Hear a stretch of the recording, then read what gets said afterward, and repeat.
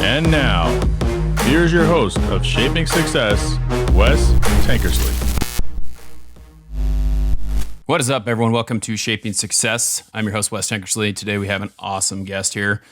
He is a former vet, a father, as well as a guitarist for a little band you might know called 3 Doors Down. Chris Henderson, welcome to the show. Thanks, man. Thanks for having me. I appreciate it. Yeah, you know, it's super interesting. A lot of things always happen. You know, you try to reach out to these people who are kind of like, let's get certain people on the show. And I posted something on TikTok, and then you responded to it quite a while ago. I posted on Instagram, actually, and then you responded to it. And I was kind of like, hey, this is really cool. And then you start kind of diving into things, and it's really exciting to just kind of reach out and see if we can get certain people on. But I think that you have a great story, and I want to kind of talk about that a little bit. You know, most people see you as this, you know, this successful guitarist of a band, but they don't know, you know, a lot about your story. Can you tell us a little bit kind of about like where you grew up and your childhood and you know, how you got into guitar? Yeah. So my childhood, I'll start right from the beginning, but I started, let's see, pretty rough childhood, to be honest with you. It wasn't really the greatest childhood that people could probably imagine, but you know, so my parents divorced. I was really young. My dad left when I was 3, something like that. I didn't really see the guy again until, I don't know, maybe 12, 13. So he was out of the picture. My mom was a career student. So she's got a degree in law, a degree in business, a degree in music, you know, all these different degrees. So she just went to school the whole time I was growing up. And so I had a brother, his name was Edward, and he, for lack of a better term, has like a photographic memory. He can remember all these things. He reads all these different things, and he got into music, started learning to read music, and just basically, you know, from the fact that our parents were doing what they were doing, I guess he went straight into music as hard as he could. I went straight into everything but that as far as playing. And so I grew up, you know, on the wrong side of the tracks, if that makes sense. Started getting into a lot of trouble. Wasn't really doing, I was playing guitar a little bit. I started playing guitar around 6, but I really didn't, you know, I'd play for a day or two and put it in the closet, if that makes sense. And just go about my life. I didn't really start playing until around 13 when I got kicked out of my mom kicked me out of her house and sent me to live with my dad, who like I said before, I didn't know the guy that well, but my dad lived in Montana, and it was the middle of winter. Oh, dang. So it was me and a guitar. It was a Flying V from Sears and Roebuck's, I think, was where my mom got it from, and a boombox, like a cassette player that I could plug my guitar into. It sounded like shit. I mean, it was horrible. But that sounded good back in the day, right? No, it did not. Didn't at all. I couldn't mimic any of the sounds that I was trying to mimic. I couldn't figure out the distortion. I couldn't figure out anything on the guitar. And I had a book. It was a Mel Bay Guitar Method 1. And I remember when I was 6, I took a lesson, and the guitar teacher told me how to hear. You know, she didn't teach me how to hear it.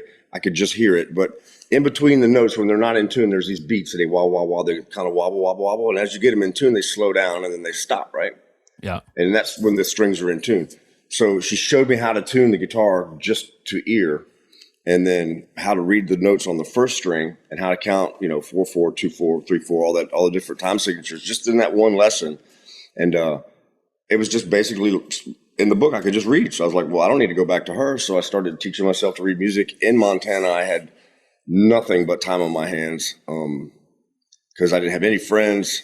My dad and it was very remote where we lived. We lived in a cabin on the side of a mountain, and it was just me and lots of time, man. And I started banging out, you know, like these weird little tunes that were in this book, because all I had, and I had 2 records. I had Queensryche, Warning, and Iron Maiden, Power Slave. Only 2 tapes I had. When I say tapes, it was cassettes back then. Yep. And so I just sat and tried to learn every little piece of those for about a year. And I just, you know, literally woodshedded, because I lived in a fucking woodshed. Was know? it kind of like buried in the snow too? Was there a lot of snow up there? Because I know that I'm in Idaho, so Montana's, a little bit east, but there's Yeah. a lot of snow over there. I never saw the ground, man, really. I mean, until spring and summer, but it wasn't that long, and it started snowing again up there, man. I lived in a place called Swan Lake. It's between Big Fork and Kalispell. Uh-huh. So it's like way up there, you know what I mean? Yeah. And I'm from, man, I mean, you hear my voice. I'm not from Montana. Right. So it was culture shock for me. Yeah. Where were you? You were in, is it Mississippi or Tennessee? Where were you at when you were younger before you moved in with your dad? Well, so I was actually born in Maryland. Maryland. Okay. And I lived in Maryland until I was about 13. Well, my mom moved to Florida to go to law school, or to what, I forget what school she was going to down there. She moved to Florida to go to some school, and so I went with her. As soon as I got to Florida, man, I was right in trouble with the cops again. I'd already had a couple felonies, as a juvenile. Like I said, the stuff I went through as a kid, which I don't go into many details with that. A lot of that's really that'd be for a different show. Sure. But the stuff that I went through, man, like it just like, what did you think was going to happen? I turned into a pretty rough child. A lot of fighting, and really didn't do very well in school until high school, because I started turning things around. Around Montana, because it was a lot of time just like inside here. Right. I didn't have, like I said, didn't have any friends at home at all. None. My dog. Yeah. I don't even think my dog liked me that much. So just spent a lot of time by myself, and I started to figure things out, I think, without being taught, because my parents, my dad's passed away. I don't want to say many bad things about him, but he didn't teach me many things about what you should be teaching kids. You know what I mean? He kind of like left me to my own devices. Yeah. So, yeah. So you learned how to play guitar kind of after that, and then you did you go to high school in Montana? Is that kind of where you ended up going to high school, or? No. So I went back to Mississippi and went to a junior high called Ed Mayo. And Ed Mayo was about, I'd say 94% black, about 6% white. It's in a town called Moss Point, and it's a predominantly black town. And I lived on the outskirts of that town, and I went to that school and played football there. Okay. Made a lot of great friends, man, and learned a lot of different things, and picked up some different flavors of music. Because at that time, I already did that year in Montana where I played guitar, so I was kind of okay at it at this point. People knew me as a guitar player in the ninth. It was in the ninth grade, and they knew like that's the guy that plays guitar. So I had gotten that good, at least, where people knew. And I met a couple guys there a couple blues guys. One blues guy in particular became real good friends with me, and we just started, riffing back and forth and hanging out pretty much constantly all day long.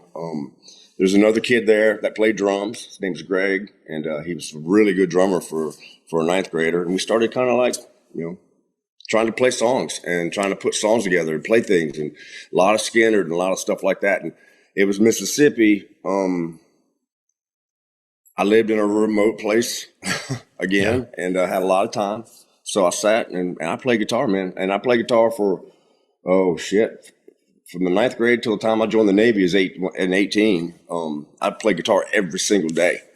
How much did you play when you were younger? Was it like, you'd get home from school and you'd be playing, or did you take your guitar with you to school and stuff, or what was that like?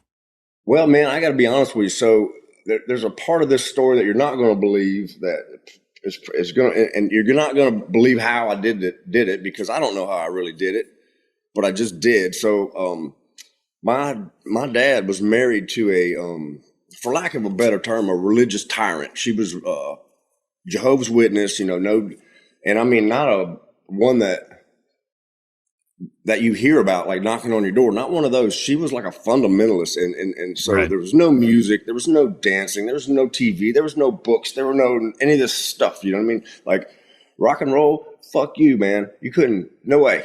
It's not going to happen. Not in my house. And, I grew up in that house. And so I had to take my music elsewhere. Okay. So I learned to play guitar at friends' houses, and I literally dropped my guitar off at a buddy's, and I was like, "Hey man, can I leave this here? Because I'm pretty sure I'm going to lose this at some point." I was afraid that she's going to take my guitar from me. Uh-huh. So I left it at a friend's house, and so every single day I'd get up in the morning, and I had my chores to do. If I wanted to get to my guitar, I had to do these lists that she'd make these lists of chores for me to do around the house, and at first I resented it, but because I had to do all this stuff to get to my guitar, and I hated to have to do that. But it installed a work ethic in me that I think helped me become a better player, because I worked really hard, because she was really strict and about not only about like the rules of my life, but like how I did those chores. Like she would come back and check behind me every single thing she asked me to do or told me to do. And if it wasn't done right, man, the next day was a rough day. And so I did shit right, and that's how I got out of there. And I'd do my chores, boom, hit the road. And so do you think that like that kind of put, I played sports in high school, and that was kind of what made me have that work ethic, like the timing of, being on time, doing the things that you're supposed to do, following direction, yes, sir, yes, ma'am type of thing. Do you think that kind of helped you, along the way, kind of get that structure that you were missing when you were younger? I think it did, man. But it was like I said, it was never like taught to me. That no one ever said, "Hey, this is how you do life. This is how this is how you get out of bed in the morning." No one ever said anything to me about any of that. They just basically, shoved these pieces of paper in my face and walked away and expected me to do everything and get it all done. And I kind of learned how to put that together. And so I lived like 9.5 miles away from my high school, where I went to high school, and I played high school football.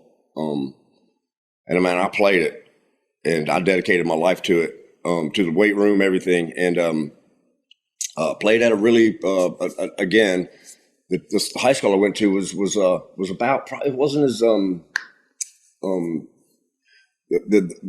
white and the black kids, there was more white kids at the high school, but the football team was a lot of black kids and just a few white kids. And I loved it. And I rode my bike to school for 2-day practices. So 9 miles twice a day, so that's 18 miles, eat a little bit, get back on your bike, boom, another 9 miles, and then another 9 miles. And I did that every year. And my coaches, man, like I wasn't the greatest football player of all time, but my coaches noticed that I did that. And I never went in and told them and said, "Hey, coach, I ride my bike to school every day and come to 2 days, riding all these miles." I never mentioned it to them. I just did it, and I never missed a practice ever. Always at practice, and it wasn't because I loved football practice, because man, it's Mississippi, it's hot, and it was tough, and it was hard, man. But I just didn't want to be at my house. It was an escape. I just didn't want to be home. Yeah. And so football season, baseball season, and in between sports, I played guitar. But everything I did away from my home. I just got out of there as quick as I could. And every single day. And I did that my whole childhood and until the day I left. And I spent as little time at home as I possibly could and played guitar and played sports. And, I knew that football wasn't going to work out for me, the next level, because I'm only 5'10", and I was a middle linebacker for a couple of years. That didn't, I wasn't as good at middle linebacker as I was at offensive line. So my coaches were like, "We want to move you from defense to offense. You got to learn all these plays now and all that good stuff." And so I started studying football, and I did it, man. And I went from middle linebacker, a third string middle linebacker, to first string center, and started for 2 years. And really appreciated like that move. I didn't like it at first. I was kind of sick to my stomach because I was a defensive player, and there's a lot of glory in defense and not much on the offensive line. But I did it, man, and I'm glad I did. It's funny. I was an offensive tackle, and I played center a little bit in middle school, but it was that's a tough position. That's a tough one to learn, man. Anyway. Yeah. But I could play both ways, right? So I played offensive tackle, and then I played defensive tackle. But I don't know why. I just had this love for offense, and it's kind of weird because it's an unforgiving And it's people don't put a lot of stress on, hey, that's one of the best positions in the whole team. You just don't hear about it. They just don't give you any glory. No. So, and one of the things that I think that they fail to mention about the offensive line especially is the amount of technique it takes for you to just be not to just be on the field, but in order to maneuver and to block someone, to stay on your feet blocking someone who's really strong and doesn't want to be blocked. Right. You have to you know what I mean? Like everything has to be working. Like you can't be slew-footed. You have to be everything's got to be straight. Yeah. It takes a lot of mechanical practice and a lot of long hours of doing really weird things to be able to play those positions. And and like I said, I think it really helped me later in life being able to do that. Well, they always call you a big dumb lineman anyway. It's like that's all you do. But guess what? Without us, there's no you. Man, I know, and I'm sitting here remembering 75 different blocking schemes, and being the center, I couldn't it wasn't just me. I had to know everybody. Right. You know what I mean? Because I had to know where you were going to be, and I had to know, Yeah, it's a tough one. That's the hardest part about that. It's like not only that, you got to snap the ball too and hope that you get that clean and then do your job. Yeah, right. I tell you what I did. I just tried to break that dude's hands. Yeah, exactly. Try to give it to him as hard as I could. So after high school, you headed off to the Navy. I did, yes. What gave you the idea to do that? I mean, I know, and I'm grateful for all of our veterans. I was a chicken shit.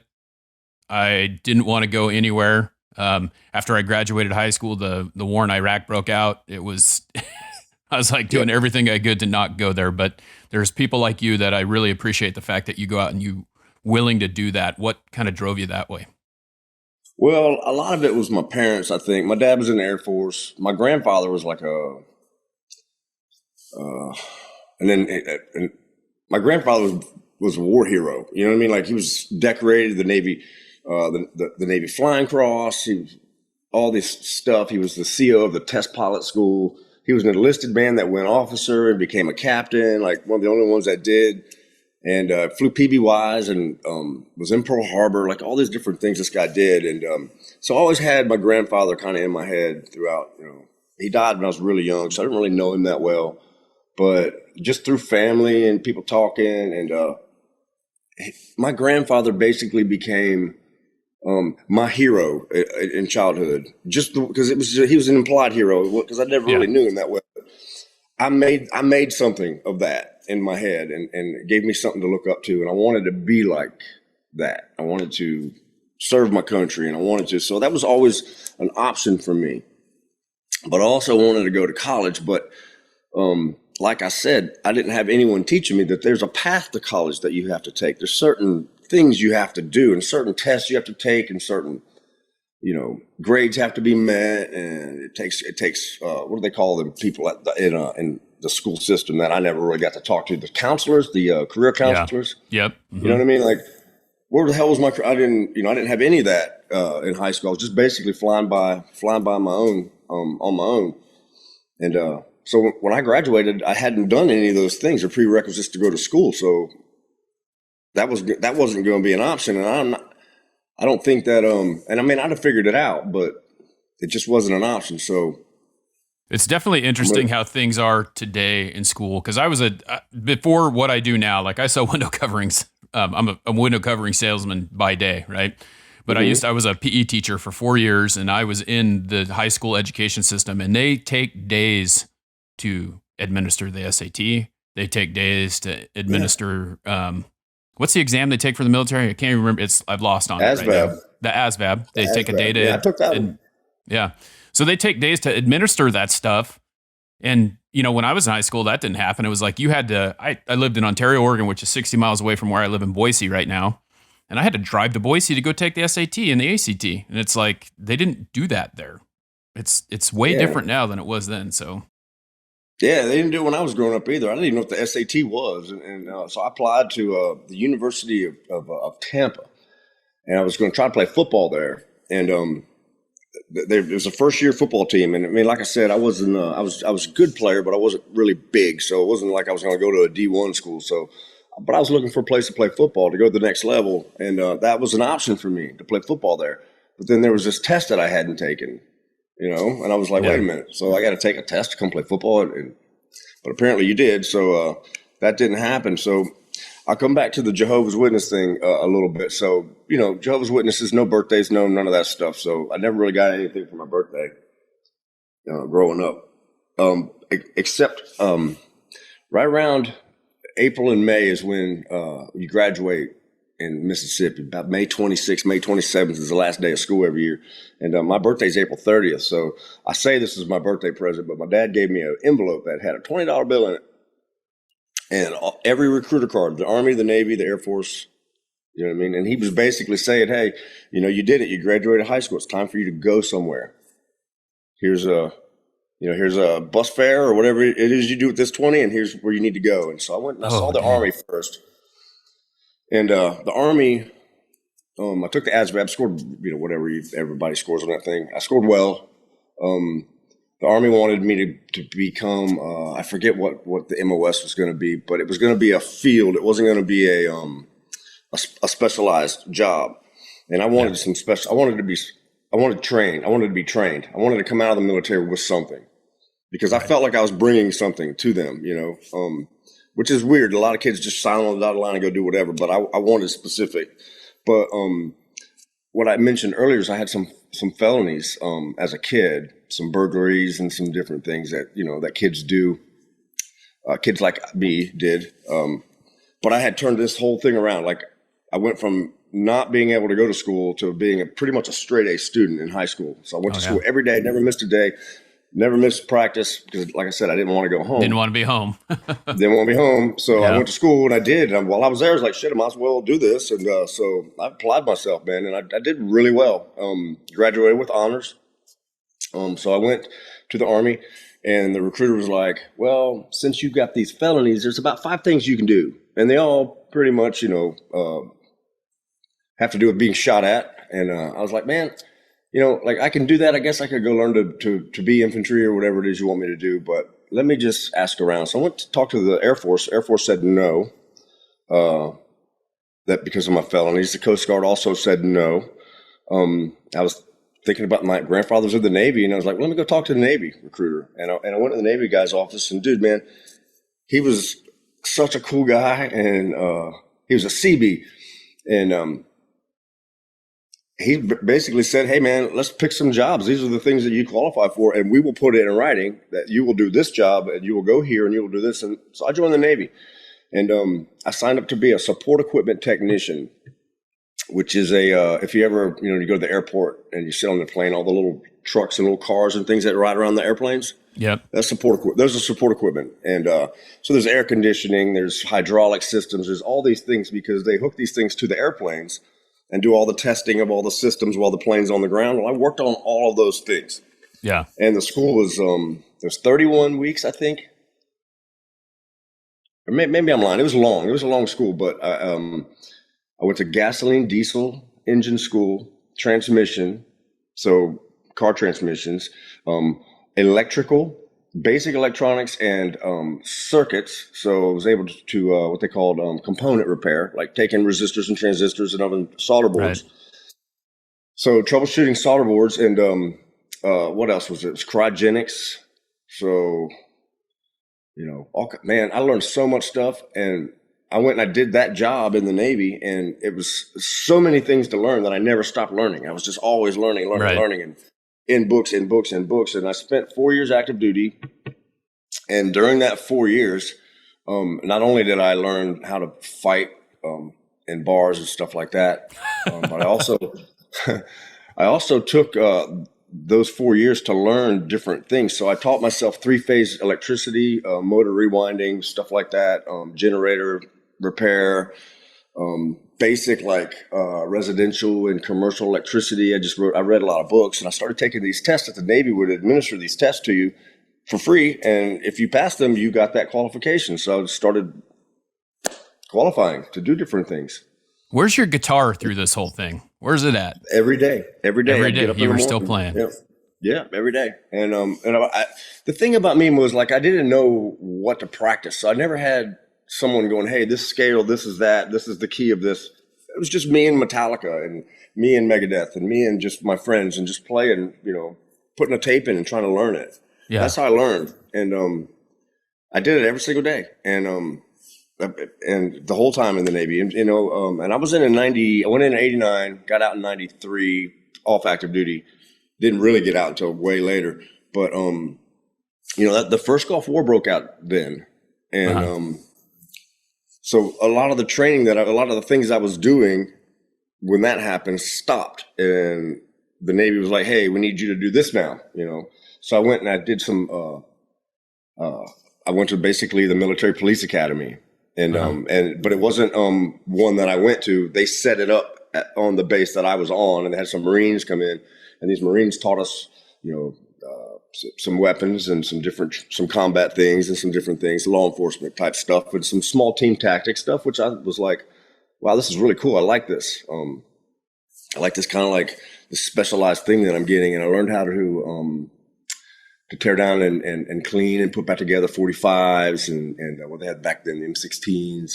You know what I mean? Yeah. So I started learning kind of weapons and things like that, and how to operate and how to shoot, but not only how to shoot properly, and how to, the different techniques it takes to become a shooter, and all the things. Like I was talking about football. There are all these different things that you had to body positioning and feet. And I respond to that. I love that kind of stuff. So that I was into that, and I wanted to go and do that now somehow. Yeah. So my focus started shifting a bit from becoming the best all around, most knowledgeable kind of like handicrafts guy that I could possibly be, to now being something, some combat guy that I wanted to be, but really just wanted to be a cop. Yeah. So, but they don't really hire lots of cops with felony convictions. So I didn't really know how it was going to work, but the Navy didn't mind. And so I became a police officer, basically, which was really fun. I love that work. It was really cool. I enjoyed it. So how long did that go, and when did you get out of the Navy? What year were you out of the Navy? Got out off active duty in 93, and I did 2 years in the stupid Army. God, it was horrible. It was, it wasn't really the Army. It was the National Guard, or what do you call it? Yeah, the Mississippi National Guard. Okay. And I was in an engineering battalion. I went to Navy dive school at the end of my first 4 years of school. I met this guy's a SEAL, and he was like, "Hey man, we're gonna be working out on the beach and doing all this SEAL stuff if you want to join."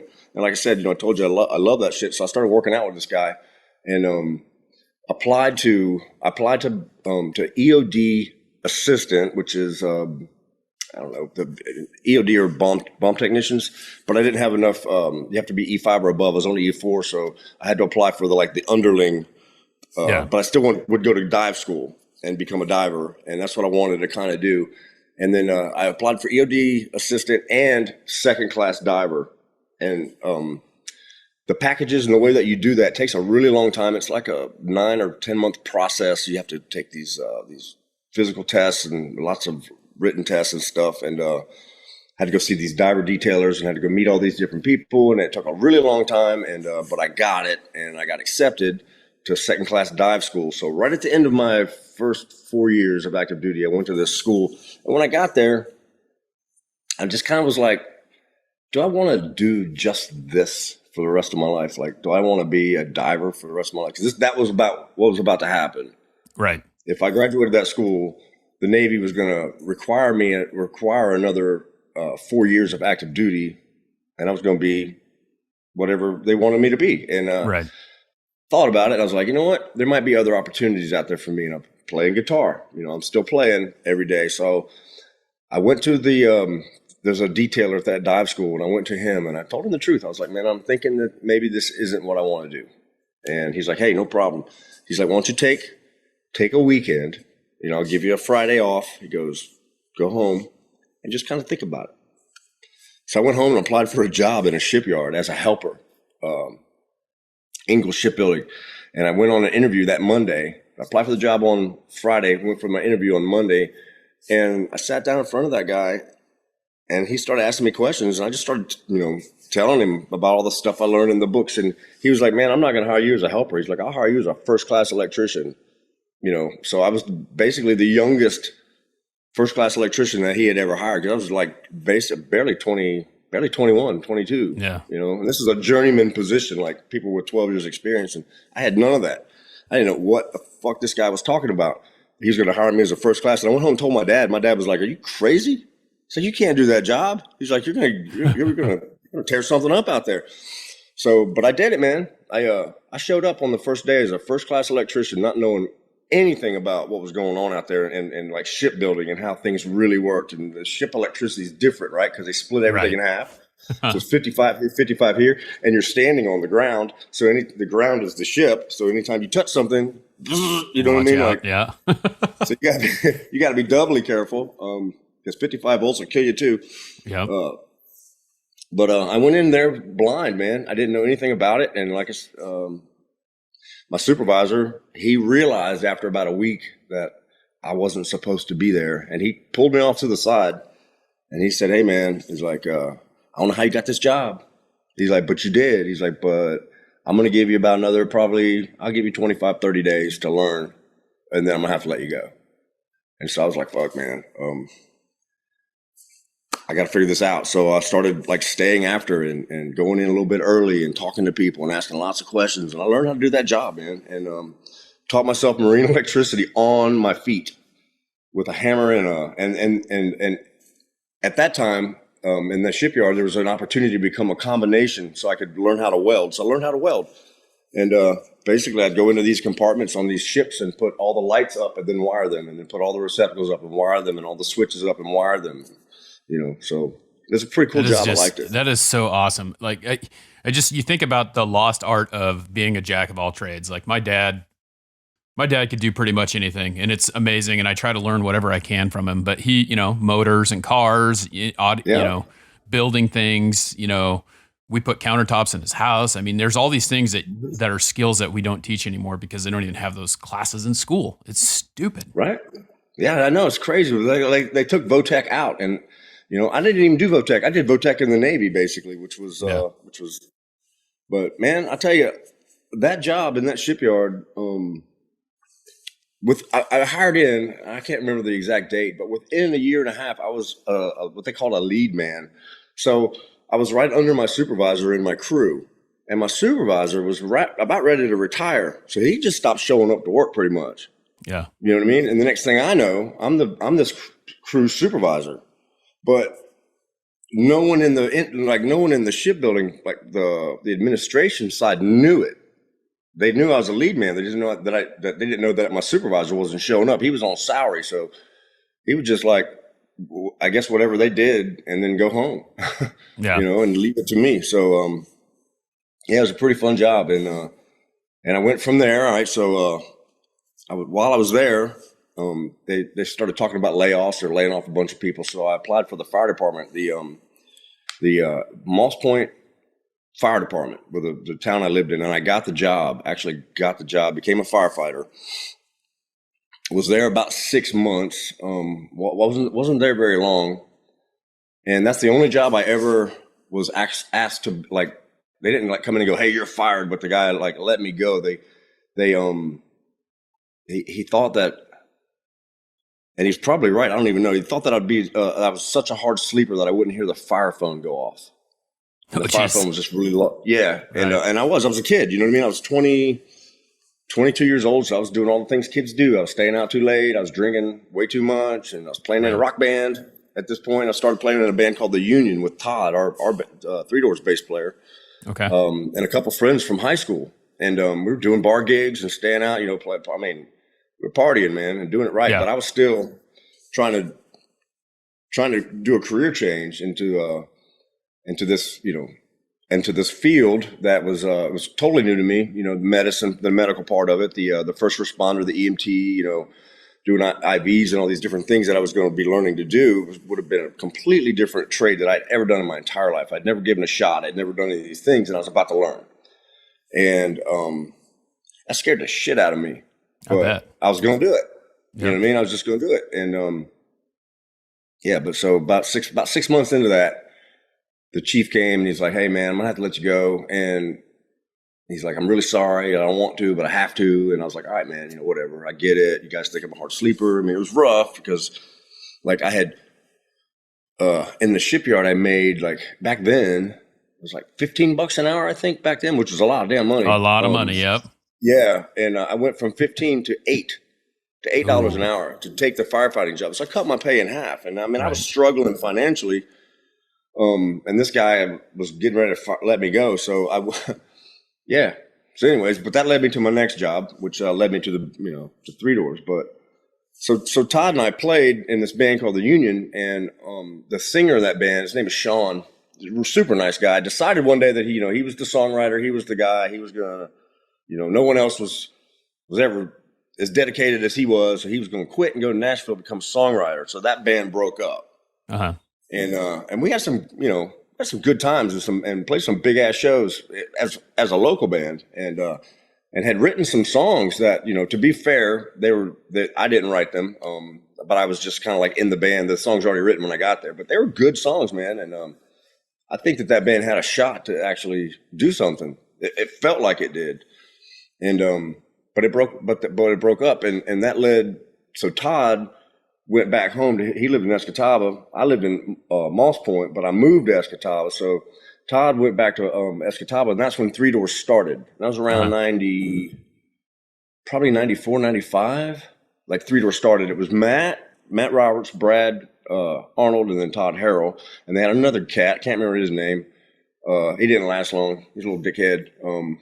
Ended up like taking trying to sue us years later for songs that he had fucking nothing to do. He tried to sue us for a Local H song. Remember that Local H, that band?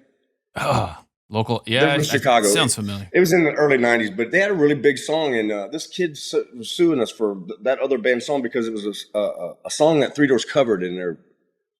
And he was like, oh yeah, I wrote that song. What an idiot. Anyways. Yeah. But that's how that happened. And so I joined a band called Burning Bridges, and Burning Bridges, from the Union to Burning Bridges, was they were different. There's kind of progressive, musicians type stuff, like not anything anyone wanted to hear really, but it was really fun to play. And they had the reputation around town as being the old musician guys. And I went right there and joined that band, had a lot of fun, man. And I learned how to I learned how to play with technical people, because the first band was just banging around on a guitar. It was just, it was easy, bouncy rock and roll. This band was not like that. It was a lot different. I had to really apply myself to play in this band. And I did. And like I said, I was still playing guitar every day, even then. And I carried my guitar with me in my car. So anywhere I had time to sit down and practice, I would. I'd sit down and just play for an hour here and there. And other people's houses mostly. That's how I'd always done it. Even as a kid, like I told you before, I always played somewhere else, never at home. And I'm still like that. I still don't play where I live. I go somewhere else to play. Now, it's kind of weird, but I keep doing it. Old habits die hard, right? yeah, they do. But so Brad and Matt and Todd, they kicked this other guy out. So they became a three-piece. And the first song I ever heard them play, I was at Todd's trailer in Escataba, man, and I was always there because we were all best friends. And I was at Three Doors' first practice, and I was at their last practice. So so I've been around them a long time, and I've always known them. And I went to school with Brad's sisters, and me and Todd, I lived with Todd. We played junior high football together at Magnolia, and all through high school. So I've known him my whole life. But Life on My Own was written. And I heard that, and I was like, Jesus, man, like that's a good song. Like I could feel it in my bones. And it wasn't long after that Loser was written, and Kryptonite was written. And I mean, like within a couple of weeks, this was boom, boom, boom, boom. These were like three of the biggest songs of an era. The Life of My Own wasn't a single, but if it would have been, it would have been a good one. But Loser and Kryptonite, like Kryptonite was number one at pop, rock, alternative, and whatever else there was back then, all at the same time. It had never been done in the history of music by anybody. And that song, that song was written by Brad in algebra class. He was 16. Yeah. And it's just amazing. Nuts. Yeah. Yeah. And I didn't realize this until a couple days ago, so I feel like kind of a jackass, but he played the drums and sang at the same time. How was that? Was that an interesting thing? Because you don't see that very often. It happens, but it's not a common thing. You know what, though? But it really, he was really good at it, man. And so as a guitar player, I've played with many different drummers. across my life, there's this thing that drummers have or they don't have, right? They either got it or they don't, no matter how good they are. And Brad had it, and it was just kind of like this laid back pocket that he had, and the one was always where it was supposed to be, but the groove was always where it was really supposed to be. So you didn't have to worry about the drums at all. No matter what he did, it was going to be okay. All right. Yeah. And other guys that are better drummers that don't have that feel, it's kind of like you're playing with them and you got to kind of like make it feel good to play. And man, I hated guys like that. And there's a lot of them out there. Brad is definitely one of the few drummers that him and Greg and one other guy, I'm not going to mention his name, fuck him. But Brad and Greg, man, they have this unbelievable pocket, and just what happens is everything that you're supposed to hear, you hear, and everything that you're not supposed to hear just disappears, and you get what you need, and you're able to do your job to completely, and it's a beautiful thing. Brad had that, and he could sing and do it at the same time, which was crazy. Yeah. And he wasn't a technical drummer, wasn't like, rudimentary and all these things that these guys do. He wasn't that. He was just good and just really good and could sing. And so the first record, The Better Life, the one that came out 2 years ago yesterday, Brad played the drums on that record, and he played them to tape. And so there's no beat detective. There was none of that stuff that we have today. It wasn't electronic. Right. We did that at 2.5-inch tape at Ardent. Everything on that record you heard, we played in a take. Or maybe the 20th take, but we did it. You know what I mean? And so that was really cool. I'm glad that was probably one of the last records besides the Foo Fighters guys that are doing everything to tape now, that was done to tape because it was mixed on Pro Tools. So it went from 2.5-inch tape onto a hard drive, and Toby Wright mixed it into Pro Tools and then put it back on tape. Right. Which is that's crazy. You brought up the Foo Fighters because Dave Grohl's one of those guys too that like he plays a lot of the drum beats on his. I'm surprised he didn't sing. Well, I know like the first album they did, it was the same thing. Like he sang, he played the bass, he played the guitar, he played the drums. It's a lost art. It's one of those guys, man. One of those guys. And, and to do it to tape, because tape, everything's punched. So they have to you'll see the engineers, man, like they'll be sitting on the board like this and listening to the, and Pro Tools, man, everything is just like, all right, man, here, let's just do it again. Boom. All right, all right, man. I tried one more time. Boom, boom. Okay, I got it. And then that guy can just take what you just did those 2 times and edit right there, real time on the screen, and put it perfect and be like, boom. All right, that one's done. Now, if that part ends up anywhere else in the song, you can just grab it and put it there. So now you've done the whole song in like 30 seconds, and it takes a bit of the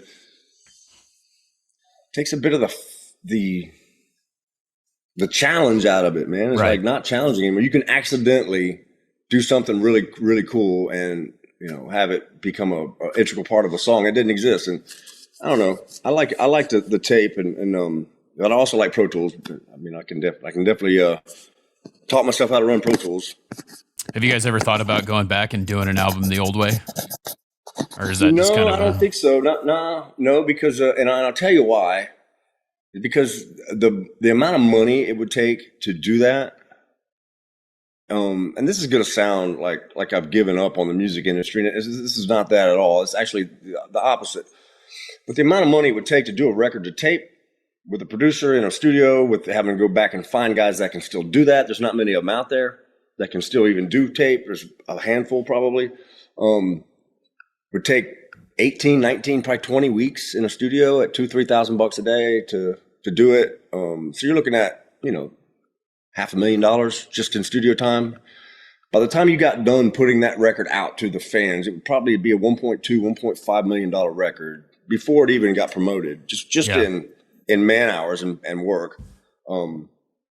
There's no way to really recoup that money anymore. There's no way to sell records to make that amount of money. Right. So you either got to do it in a closet for $25 or you don't make new music. Yeah, it's an interesting situation the way that it's gone because you don't put out physical copies anymore, and now you're getting paid by streams instead of.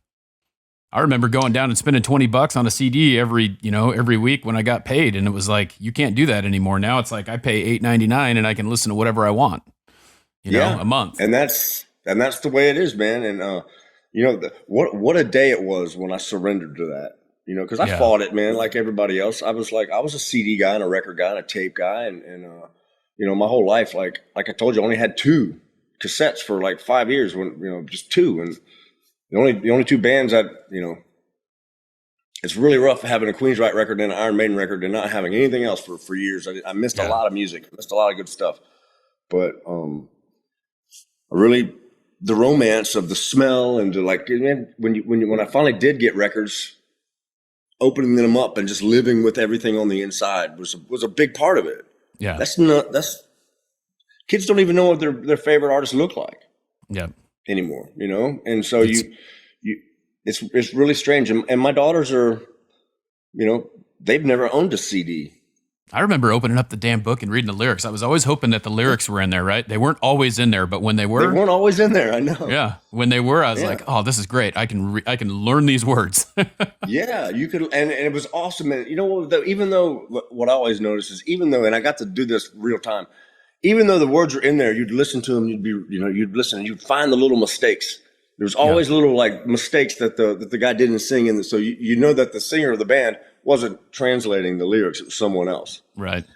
So when we did our record, Brad was like, no, I'm going to translate. I'm going to write down. So you got it. You know what I mean? But he had to fight because they were like, no, we'll have somebody else do it. And he was like, no, man, I'll do it.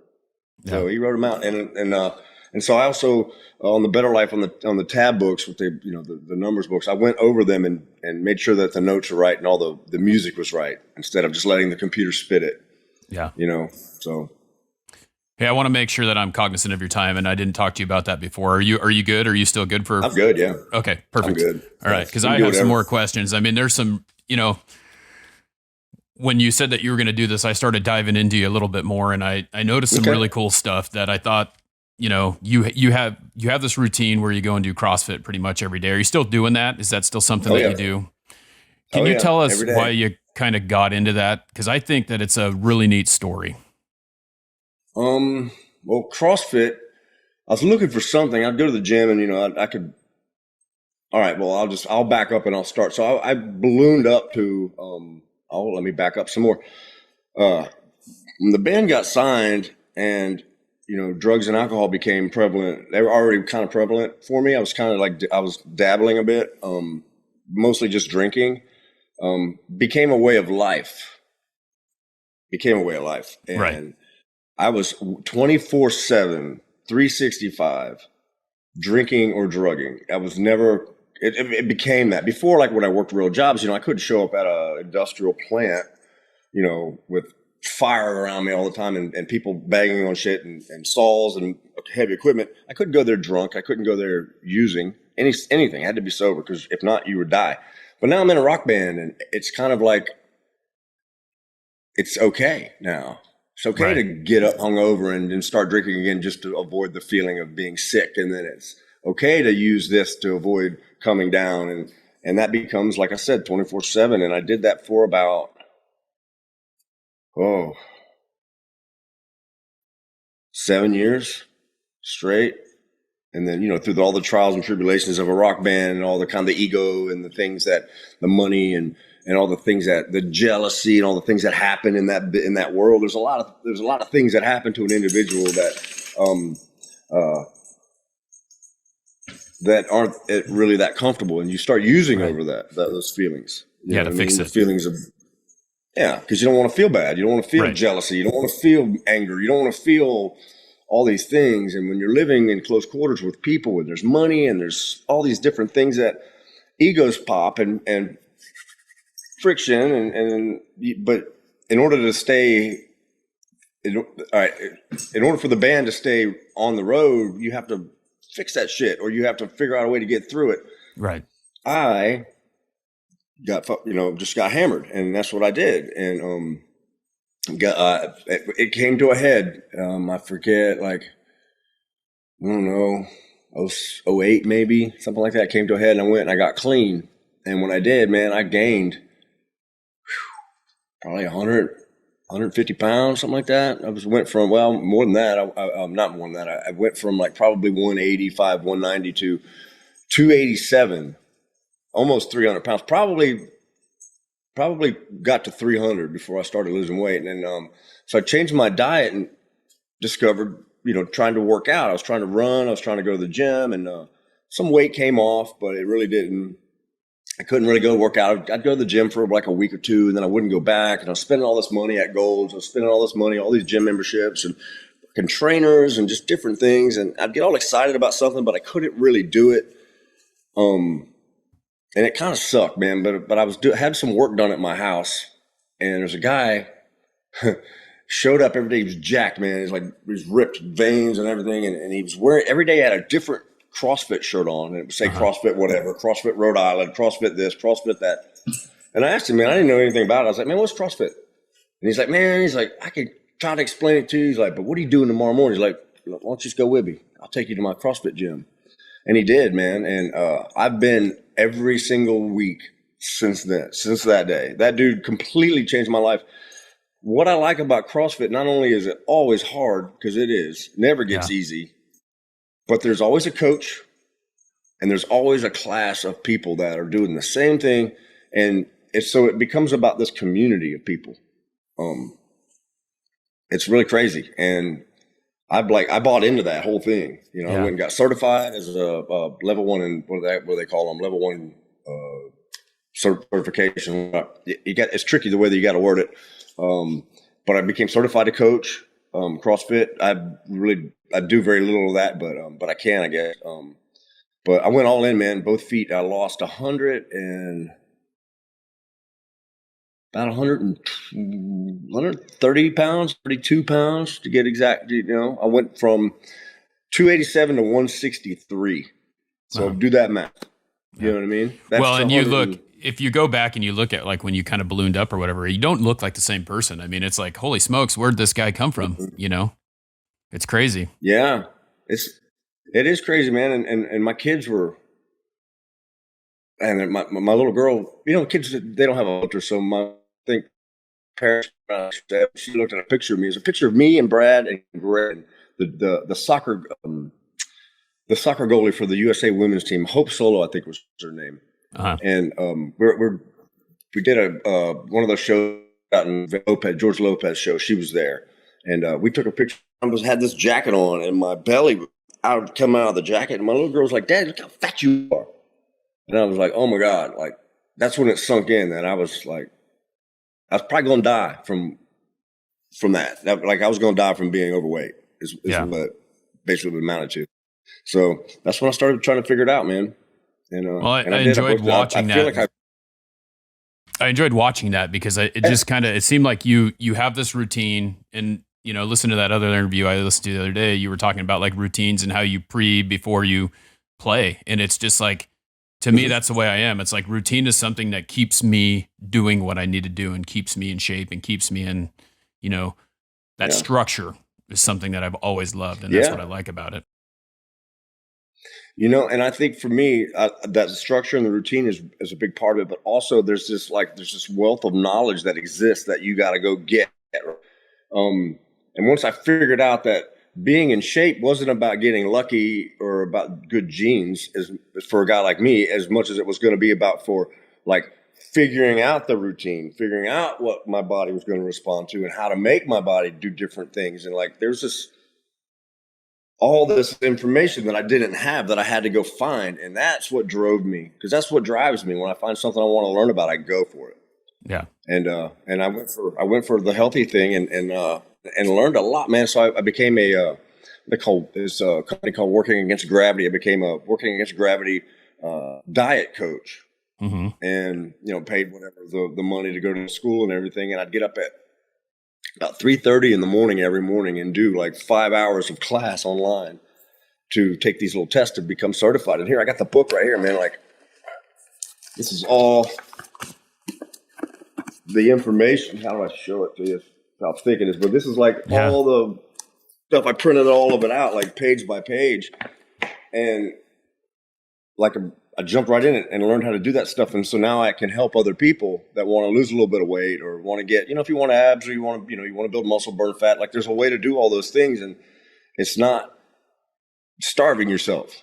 Yeah. It's not being hungry 24/7. It's being hungry is part of it, but not starving. So, there's a way to do all those things. And I figured out how to do them and was able to get abs, Yeah. was able to become in insane shape at one point, man. Probably I'm not as lean as I used to be, but I don't really care. I feel great.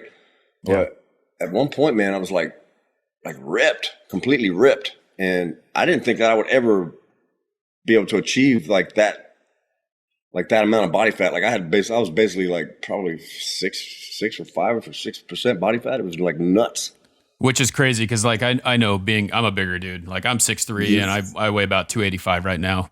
But you never think like when the body style that you had before was similar to like kind of where I've been at. And I would never think that I could make that happen. Like six pack abs. I mean, it was, I think I saw a picture the other day. It was more than 6-pack abs. Yeah, dude. Well, hey man, like I was completely jacked. WAG, Working Against Gravity,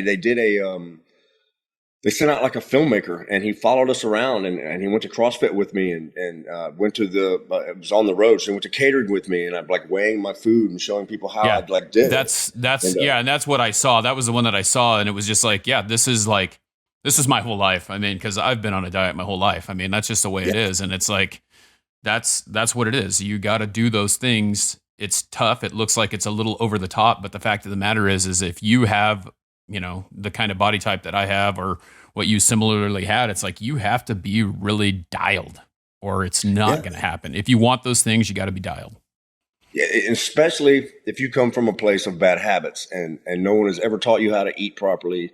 And like my parents didn't teach me how to eat. They just, everything was bacon and fried and out of a package. And that's how we did it. And, when you come from that part of that lifestyle into this lifestyle, you have to, you got to pay attention to every gram of everything and because it's not sustainable. Abs like that are not sustainable for guys like for me. Yeah. I mean, I'd have to stay on that diet 24/7 and it's almost impossible. I can do it for 12 weeks. I can do it for 18, 20, 20 weeks, but then I got to get a break, man. Right.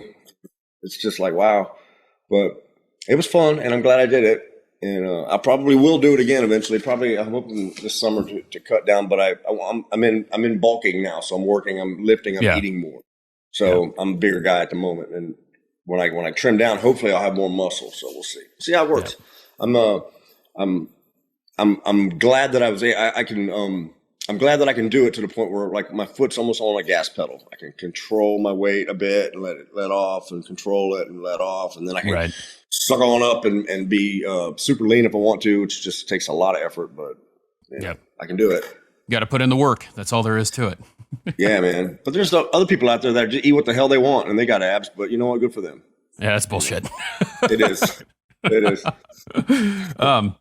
I want to ask you. I have one question that I ask every time, but I got a couple of Three Doors Down ones because obviously you're the guitarist for Three Doors Down, and we didn't talk a whole lot about that. But I think that people know that. Like, I feel like the success story is the fact that where you came from, and I really enjoyed listening to that story. What do you think is the most underrated song that Three Doors Down has done? Oh, wow! There's a couple of them, man. I think so. I think "Life of My Own" would have been would have been a really huge song, and I think "Behind Those Eyes" was was pretty underrated. I think the timing and what was going on with it at the time was really tough. Hey, my son's up, so he's getting ready to talk to him. He's 4. Oh, you're all right. It's all good. What's up, buddy? I've got my 1-month-old sitting downstairs with my 8-year-old who's not feeling well today, and they've been trying to be quiet the whole time I'm up here. So, yes, right there. Yeah. He's just got out of bed, so he'll sit beside me and play on his iPad. Nice. Thank you. So yeah, I think "Behind Those Eyes" is probably for me the most underrated song. Oh, excuse me. "Life of My Own." "Behind Those Eyes" as well, but "Life of My Own" I think was I think that song should have been a single, I think. Yeah. And also "Time of My Life," man. Like the lead song on that record I think should have been a single, and it wasn't because we went with "When I'm Young" or "When You're Young," which I don't know. That's a strange time. It's kind of weird. You have to pick what you don't usually have a whole lot of say in that, right? The producer's the one who's kind of going, hey, this is the one that's going to make the money. This is the banger right here. You know what happens, man? And this is the honest truth. Like, there's so many people pulling strings for that. Yeah. So you got all the people at the label. And when I say all the people at the label, all the way from the president, all the way down to the A&R guy, like, and there's a lot of people in between. There's Right. 20, 30 people in between. There's marketing people. There's lawyers. There's all these other people. They all have an opinion. All of them. And it's not always your opinion. And Right. you got to kind of wade those waters. And if you want a song, like, for instance, on that record, Time of My Life, like, I don't think Time of My Life was even an option to be a single. And that's the only song we play off that record. If we even play one, we don't play any of the other ones. We don't play When You're Young, which is a single. We don't play any of that. What was the other one? Every Time You Go. Mm-hmm. We don't play those songs live because they didn't do crap. That record for us was like a flop, and it was a good record, man. And there was a lot of great songs on that no one ever really heard. But I think what happened was all those people started pulling. They heard a song that was similar to a song that did well, and then that's enough. That's enough for them. They don't they don't care what the fan base is going to think when they hear it. They just go, this is the one, this is the one, this is the one. And it just gets pushed until eventually everyone just goes, okay. You know? And so that's what happens. But throughout the years and the success of Three Doors, like, that was never an issue. Like, every song picked went boom. And just one after the other, after the other, after the other, after the other, like 13 number ones or something crazy like that. And, pop hits and rock hits and alternative hits. And just like, it was like, they just kept coming. And so what's your favorite song to play? I think The Better Life is fun, man. Cause it's just like, it's a rock track, man. And you can just really open up and I don't know, from a guitar player standpoint, and one like I'm not like a technical. Hey, buddy, Graham, chill for a minute. I'm not like a technical guitar player. I'm more like a physical bang on the guitar type guy. So I want that song that allows me to open up and just be like, and to feel it here, to feel it up top, and not just here. And then, which I don't know if you understand that, but like. No, I mean, it's one of those things, like it reminds me of like before the football game, right? Like, you're getting jacked up and you want to be able to, perform at your best. And so when you're doing that, you're in the moment. You're really after it. Yeah. It's like, and you know what? And furthermore, like, this is another in the moment thing. Like, remember we were playing baseball or softball as a kid and you hit that home run but you don't even feel the ball. That's in the moment right there because you're conscious of the end of a bat that's in your hands and bang, and that's what it's like. It's when you can't feel the ball. Yeah, I had that moment. I only hit one home run in high school, and I'll tell you what, I hit that ball and I was at second base and I ran into the guy who was on second base and he says, "Slow down, you hit it out." And that's just that's fun, a great man. feeling. Yeah. What a good feeling, man. Hey, you know what? I hit a bunch of home runs, but I knew, like, when I knew by the sound that it was out. Yeah, I'm just, but yeah, that's what happens after you hit a few of them. I just had the one. I hit a lot of doubles, and I was too big to get a triple, so it was. Yeah. Well, you know what? I think for me, like, I didn't play high school baseball like on the high school baseball team because my football coaches hated it. So I always played like in the summer league. Like Babe Ruth here is what they called it, but it wasn't Babe Ruth. It was like it was different because it was everything was sponsored. So it was like, I played on a sponsored team. Yeah. A lot of kids would, and they recruited. So I mean, we were good, but it wasn't like, it's like travel teams, baseball. Does that make sense? Yep. Yeah. I know what you're talking about. Yeah, I coach baseball. So hiding from my football coaches, but yeah. Hey, I'm going to ask you this last question before we get there. What do you got going on? Is there anywhere that you do want people to follow you? Is there anything we can give a shout out to? What are you looking for? Yeah, well, I'll tell you, it's funny. Just recently, I started a gun business. I don't know how people feel about guns. I don't really care. I love them, and I think in America, it's important that we exercise our rights as far as that goes. So I build custom rifles, and I have a company. It's called MTR. I was going to say, Middle that's Tennessee your Rifle. company, right? Yep. Yeah, and I started it just to see how it would do, just to see if people responded to it. And I sold every gun I built, and in 3 months, I sold probably close to 18 or 19 guns, and without a website, without any sort of advertising or any sort of plugging like I'm doing right now, like shameless plugging, which I appreciate. Yeah. I appreciate you being here. Hold on, buddy. Yeah. Hold on a second. Hold on 1 second. Yep. Right. It's okay. It's all right. All right. It's okay, buddy. It's all right. I'm not gonna break it. He thinks I'm gonna break my daughter's computer because my computer's sitting on top of hers. Oh, it happens. It's okay. I straightened it out. But but yeah, it's MTR, Middle Tennessee Rifle, and it's mtrgunworks.com.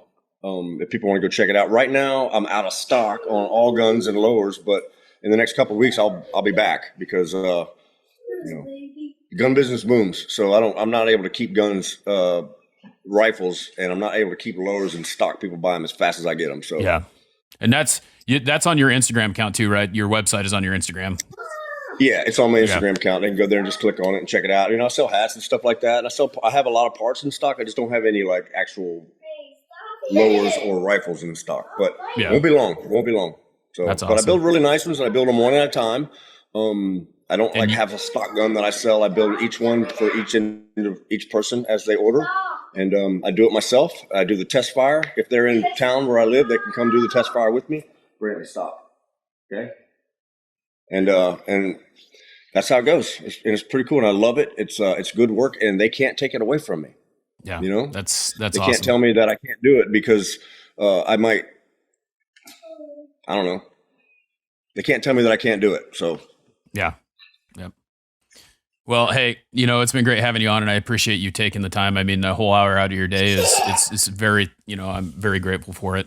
The show is called Shaping Success, and we talk about, what success is. And basically I want to know how you would define it, because I think it's different for every single person. So how would you define success? Okay. I mean, I actually thought about this a little bit because you mentioned that to me before when we were like just through the correspondence. To me, I think success, for me, is just the ability to do what you want, when you want, as you want. And no matter how much money you make, if money is a part of that, money's not a part of that for me. I think being successful is just living your life the way that you want to live it, and being able to do that. And, that's what I think success is for me. Yeah. And not only that, but being able to earn it to the point that it's like that. Does that make sense? So yep. I think that you've made a pretty good example of that throughout this interview, where it's, everything that you do, you put your best foot forward, and you do everything you can to just, be successful in what you do. So I think that's great. Yeah. I heard a guy say one time that everything in business is positioning, but I don't think everything in business is positioning. I think everything in life that you want to do is positioning. So being ready for the opportunity when the opportunity comes is what you got to do. So you got to be ready for many different things, because the opportunity that you think's coming may not be the one that's coming. Oh, dude, you got to chill for a minute. Just 1 second. Well, hey, thanks a lot, Chris. I really appreciate, I reached out on Instagram and you were very responsive, and I'm super appreciative to get to talk to you, get to know you, get to kind of tell a story that not very many people have heard. So thank you. Well, I appreciate it, man. Thank you. All right. Well, you have a good day, and thank you very much. Yeah, man. Appreciate it. Thanks for having me on. It was really cool. Yeah. Thank you. All right. We'll talk to you later. All right, everyone. We'll see ya. All right, everyone. Until next time, I challenge you to find the shape of your success.